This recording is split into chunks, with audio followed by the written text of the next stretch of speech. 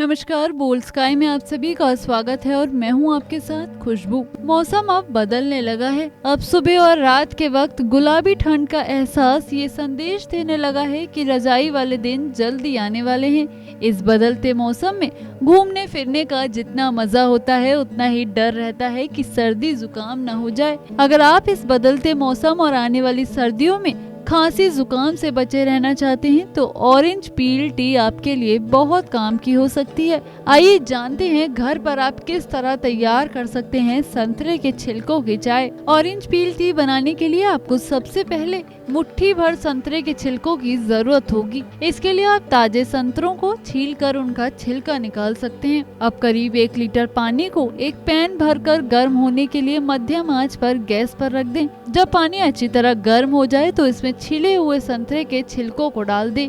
स्वाद और सेहत में बढ़ोतरी करने के लिए आप इस पानी में एक छोटा टुकड़ा दालचीनी डाल सकते हैं। एक बार अच्छी तरह उबाल आने के बाद गैस बंद कर दें और इस तैयार गर्मा गर्म मिश्रण को करीब 15 मिनट तक ढककर रख दें। करीब 15 मिनट बाद इस तैयार टी में स्वाद के अनुसार शहद मिलाएं और पूरे परिवार को सर्व करें। उम्मीद करते हैं संतरे के छिलकों की चाय आपको सर्दी जुकाम से बचाएगी। इस वीडियो में फिलहाल इतना ही। इसी तरह की अन्य जानकारियों के लिए बने रहिए हमारे साथ।